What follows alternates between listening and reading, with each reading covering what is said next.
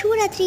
আমি সৃজিতা। তো আজকে আমি বানাবো একটা ক্লে দিয়ে কৃষ্ণ ঠাকুর মূর্তি। তো তার আগে আমি একটা কৌটো নেওয়ার পর এই যে কৌটোটার মধ্যে একটু মাটির শেপ নিয়ে আসলাম। এবার আমি কী করবো, ইয়েলো কালারের ক্লেটাকে ভালো করে নিয়ে ওটার সাথে একটু সাদা কালারের ক্লে নিয়ে ভালো করে মিক্স করে নেব। মিক্স করার পর হালকা যে কালারটা চলে আসবে আমাদের ইয়েলো, সেইটা আমি নিয়ে নেব। নেওয়ার পর ভালো করে রোল রোল করে একটা ঠাকুরের পায়ের শেপ দিয়ে নেব, ধুতি পরা থাকবে, ধুতির শেপ ভালো করে দিয়ে নিচ্ছি। দেখো তোমরা, এই দিয়ে নিলাম। এবং আমি একটা ধুতির যে কুচিগুলো থাকে কুচিটা করার জন্য একটা পুষে নিয়ে ভালো করে দিলাম।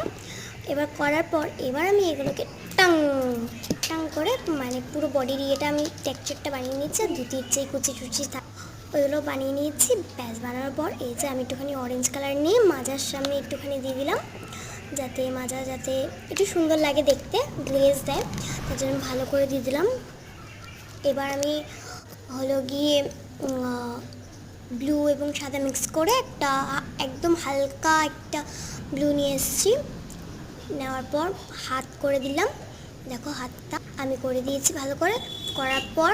হাত করার পর যে পা থাকে না, পায়ের পাতাটা আমি করবো, যে গলা করে নিলাম আমি। এবার আমি আমার আমি ঠাকুরটার পায়ের পাতাটা করে নেব। দেখো পুষার দিয়ে এবার পায়ের পাতাটা আমি সুন্দর করে নিলাম, করে নিয়ে এই চিপকে দিলাম।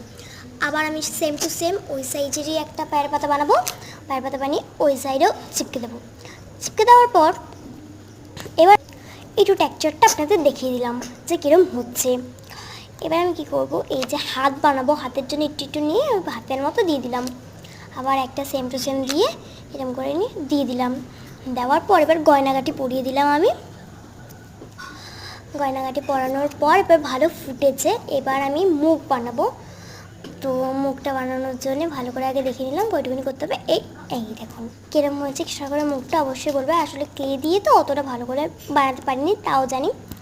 তো এবার চুলটা বানিয়ে নিচ্ছি আমি ভালো করে। চুলটা বানানোর পর একটা ময়ূরের পালক দিয়ে আমি আমার ঠাকুরটাকে শেষ করব। তোমরা প্লিজ আমার পাশে থেকো, আমি ইউটিউবে নতুন কাজ করছি। তোমরা আমাকে একটু সাপোর্ট করো। সাপোর্ট করার পর তোমরা আমার পাশে থেকো এবং সাবস্ক্রাইব করো। দেখো আমি চুলের যেই কোঁকড়ানো ভাবটা হয়, ভাবটা আমি দিয়ে নিচ্ছি কৃষ্ণ ঠাকুরে। এবার আমি দেখুন ময়ূরের পালক দিয়ে দিলাম। আমার কৃষ্ণ ঠাকুর রেডি। কেন বলেছে অবশ্যই জানাবেন। Tata, good night.